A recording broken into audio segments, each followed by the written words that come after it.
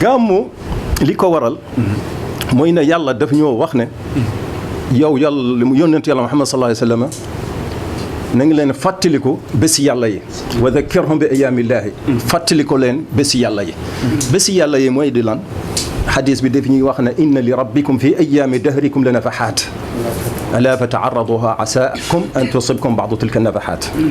yàlla am na ay mayam ci jamono na ngeen génn wala na ngeen teeru may yooyu ndax ngeen dajeeg moom comme muy taw yonente Allah sallallahu alayhi wa sallam daa ubbi yërëm yi ba taw bi laal yaramam mu ne yaraw bi muy bàyyi ko boromam yàggut te bi muy taw fii ren première fois dama def la même chose mu yëg loo xam ne xam naa ko mën a loolu moo tax yonente bi def ko lu rëy la beneen bi dafay wax ne yàlla dafay wax ne ñi ngi lay nettali ci qissa yonent yi jiitu ndax ñi dëgëral sa xol te yonent bi yàlla may na ko kattani ñaar fukki góor ci ñun wala ñeent fukki góor ci ñun yàlla may na ko toog ne bu weer wala ñaari weer taaluñ safara ci biir këram tàndarma ndox meew lay dundee daan na or benn fan ñaari fan ñetti fan te du dog ñi bugg ko def loolu comme moomu ne leen déedéet man damay fanaan suma borom mu may jox may lekk bu leen def loolu ñi def ko comme moom mun na déwén su ñëwee danaa continuer lu ëpp ba ngeen bàyyi yàlla may na ko mu takk fukki jabar ak ñaar ba ñett te loolu moom la ko yàlla may ndax wax naa la léegi yàlla daf ko dëgëral ñaar fukki góor wala ñeent fukki góor biñ koy oo ci xeex yi xandaq bi Quraysh ñëw ba attaqué prophète Muhammad sallallahu alayhi wa sallam ak nitam yi ci biir Medina Salman Farisi mu ne suñu ragaloon si suñ biir dëkk dañuy gas boo xam ne suñ noonu du mën a ñëw ci ñun facilement balaa àgg ci ñun ñi sànni ko ay flèche sànni ko ay jaase sànni ko ay xeer ba du mën a agsi ci ñun léegi neen gas xandax bi ñu toll ci benn xeer boo xam ne saxaaba ñëw neen essayé kenn mënu ci dara ñu ñëw ci yonente Muhammad sallallahu alayhi wa sallam fekk mi ngi xiif ñetti fan lekkut naanu mi ngi attaché xeer ci kaw biiram bi mun a su ma takkoon xeer bi ci kaw suma biir danaa naaw dem ci malaaka yi bàyyi leen fii ci suuf ndax ku xiif roxaaniya bi mooy gën a fort ci moom ku suur jismaaniya bi mooy gën a fort ci moom nga gis ko muy nelaw muy teel koo xam ne dafa xiif nga gis ko mu ngi dox wante bi dox bi dafa bëgg a naaw kon nag yonent bi su waxee ne moom ñetti guddi lekk naanu mu attaché xeer ci kaw xeeram su ko def noonu rek day naaw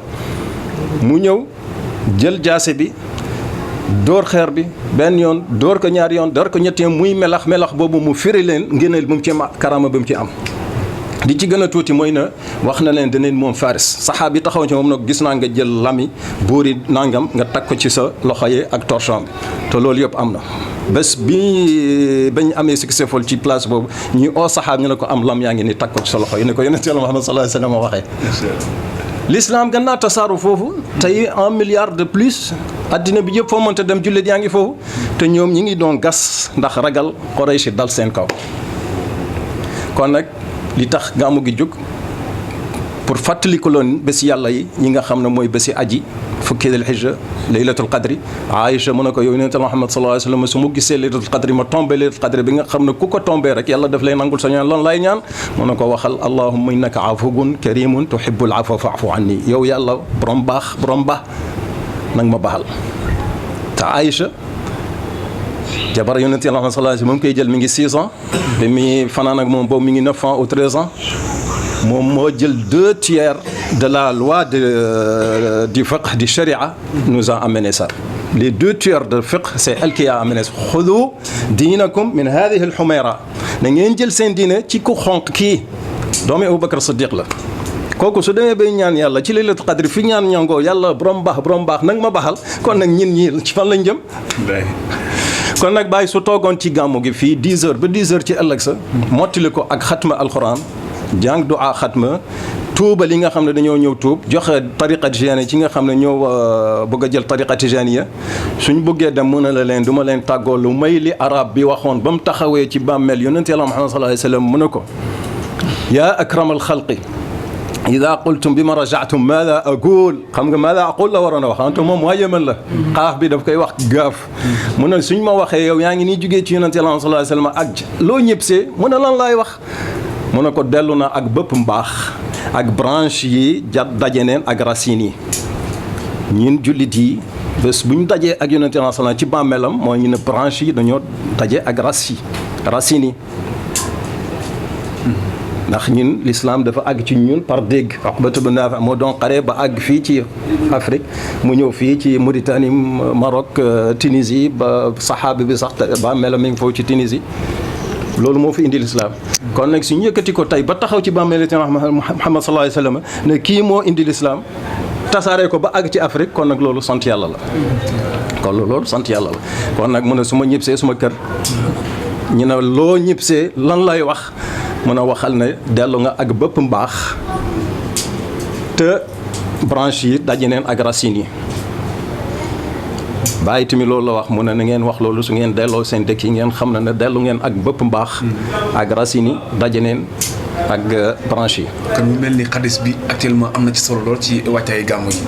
xadis bi lu ma la ko waxee lu tax ñi taxawal gàmmu mooy di fàttaliku bés yàlla. lu tax ñi fàttaliku gàmmu mooy ñi nettali la xissa yonent yi la jiitu pour dëgëral sa xol lii diggante yonent bi ak yonent yi. diggante ñun jullit yi ak suñ papa suñ maam suñ yonentu bàyyi ci sirrul akbar mu ne yàlla mooy yonent yàlla Muhammad sallallahu alayhi wa sallam de wante yonent yàlla Muhammad sallallahu alayhi wa sallam du yàlla ndax bindut doomi aadama bindut wërsëg yi rayut dundulut dundal na gaa comme Isa indiwut jant bi xarf ba ci penku bi ci xarf bi taxawal asama taxawal suuf bi wante yàlla daf ko jox turam yi melom yi kattanam yi mbaaxam bi ba yàlla mooy yonent bi wante yonent bi du yàlla de mënoo def l'inverse kon nag ñun suñuy amee ku ñu nettali yonent yàlla Muhammad sallallahu alayhi wa sallam te nit ki xadis lu muy wax laa zaala abdi yataqarrabu ilayya bi nawaafil alxayri xata uhibbahu fa ida ahbabtuhu luy am kuntuhu fi riwayatin wa fi riwayatin kuntu sam'ahu wa basarahu wa yadahu allati yabtishu biha wa rijluhu allati yamshi biha nit dana jaamu yàlla di bëgg yàlla di jege yàlla ba yàlla nekk ko ci benn riwaaya beneen riwaaya bi yàlla nekk bëtam bi muy gisee làmminam bi muy waxee loxom bi muy dóoree tànkam bi muy doxee suñ ko joxoon digal mu dóor dana dóor junne nit te du ci yëg dara junne nit suñ taxawoon ci wetam di wax dana leen dégg comme ni muy déggee benn nit di wax ak moom kon nag suñ la nettalee yonent Yàlla sallallahu alayhi wa sallam ba nga bëgg ko ba nga dégg ko ba nga roy ko yow bés boobu fooy fanaan ba du hôtel aljanna macha allah waa ji dafa ñëw ci borom xam-xam mu ne ko man damaa bëgg a gis yonent Yàlla sallallahu alayhi wa sallam te jàng naa lu bëri salaat fatiha jàng naa lu nekk pour gis nga mënuma ko gis mu ne kaay fanaan ci man ñetti fan guddi bu njëkk mu jox ko wàjj bu saf diw xëy na saf na xorom mu lekk ba suur mu ne ko déedéet lekkal mu lekk ba suur mu ne ko lekkal ba mu suur mu ne ko bul naa ndox tëddal nelaw bul naa ndox suba si mu ne ko loo gis mu ne ko gént naa ndox de guddi bi ci topp mu yokk ko wàjji yokk ko xorom yokk ko lekk mu ne ko bul naa ndox de mu ne ko loo gis mu ne ko gis naa ay géej guddi ñetteel mu ne ko lekkal ma gën a suur mu ne ko bul naa ndox de ba mu ñëwee ci fajar ñetteeli guddi mu ne ko loo gis mu ne ko addina bi yëpp ndox la mu ne ko soo bëggoon yonent Yàlla sallallahu alayhi wa sallam maroon yonent Yàlla sallallahu ni nga maree ndox kon nag sooy tëdd nelaw nga gis ko wal udhunu ta'shaqu qabla al ayni ahyaana bët de nopp dana nopp njëkk bët bi ay temps ñu ne la diw moo rafet ci dégg rek nga bëgg koo gis nga nopp ko soo ko gisee nga ne mën a li ñu ma tegtal ci déw de ba ma ko gisee fekk naa mu gën a rafet li ñu ma waxoon waa ji ba mu gisee kooku nag te melotoon li ñu ko meloon mu ne xelaltoon du ma gis diw wante ma dégg ni ma li ñu ma waxoon ci moom rek moo dox wante ba ma ko gisee gisuma li ñu ma wax c'est le contraire il n'était pas comme les signes qu'on lui a détectés donc mu ne xelaltoon gisuma diw ndax li ma dégg ci moom moo gën li ma gisoon ci moom kon nag li Baay waxoon rek hani an li Ibrahima laaha hilaaluhu hilaalun bada linnaazirina jamaaluhu hilaalu rabiicin fiihi jaa'a Muhammadun فتم لنا البشرى وتم نواله بأفضل أرض حل أفضل مرسل بأفضل يوم فاستبان كماله حق قدر ومقدار العظيم وكلا نقص عليك من أنباء الرسل ما نثبت به فؤادك. On te rencontre les histoires des prophètes pour solidifier ton cœur et pour donner la force à ton cœur. Donc celui qui demande l'aide à son dépense pour nourrir son corps, celui qui demande pour faire le mawlid, pour nourrir son corps et son âme, Je pense que celui-là, on doit l'aider. Donc, qui n'a pas fait le gamou, il doit revenir aux gens pour lui aider pour faire le gamou. Celui qui a fait le gamou, lui, il a nourri son cœur, il a nourri son âme. En plus, dans le Coran, on dit faites-le souvenir les jours de Dieu. Qui sont les jours de Dieu? C'est les jours du Hajj, c'est les jours d'Ashura, c'est les jours de Laylatul Qadri, c'est les 10 jours de Dhul Hajj, ce sont le Ramadan qu'on a descendu le Coran.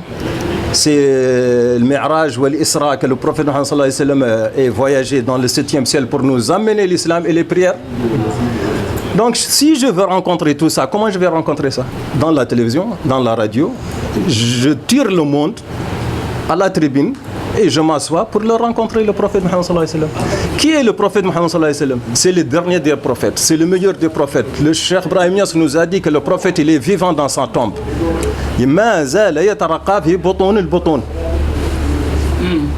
Jusqu'à maintenant, il s'augmente dans le cachet du don de Dieu au prophète Mohammed sallallahu alayhi wa sallam. L'apparence, tout le monde connaît ça, c'est le Coran,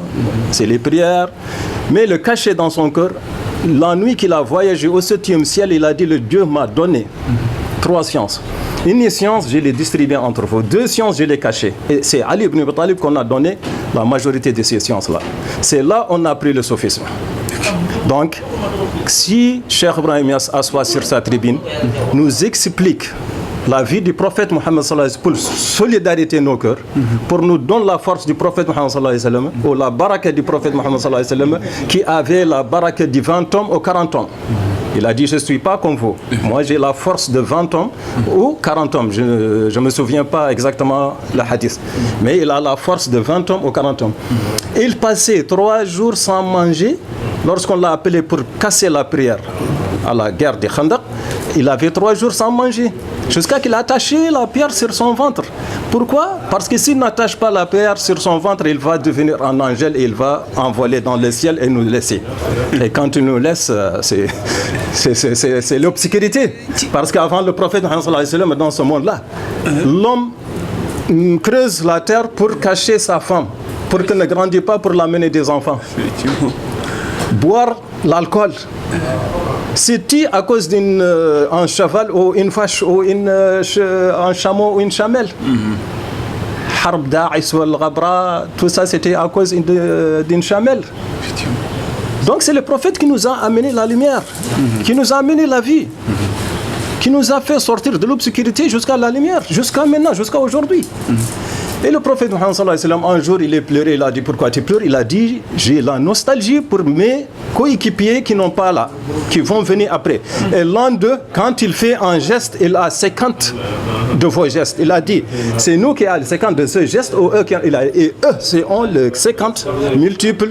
de vos gestes. Mais si tu penses à ça, tu trouves une personne de 10 ans, 11 ans qui a mémorisé tout le Coran. Omar ibn Khattab ne mémorisait que Surat al-Baqarah. Tu trouves un sahabi de cette valeur qui ne mémorise qu'une seule sourate. Maintenant, tu trouves un enfant de 9 ans, 13 ans, 13 ans qui mémorise tout le Coran, qui mémorise tout le hadith du prophète Mohammed sallallahu alayhi wa sallam. À l'époque, les gens mémorisent un hadith, 2 hadiths, 100 hadiths, 200 hadiths. Mais aujourd'hui, tu tapes le computer, tu trouves le Coran expliqué. Tu trouves tous les livres de hadiths entiers dans le computer. Donc maintenant, tu trouves une personne qui vaut, je ne sais pas, on ne peut pas dire qui vaut, parce que le prophète et ses coéquipiers, ils sont plus que tout le monde. Mais le prophète, il a dit un geste des gens qui vont venir après vous, quand il fait un geste et que vous avez 50 gestes de vos gestes. Donc, on verra.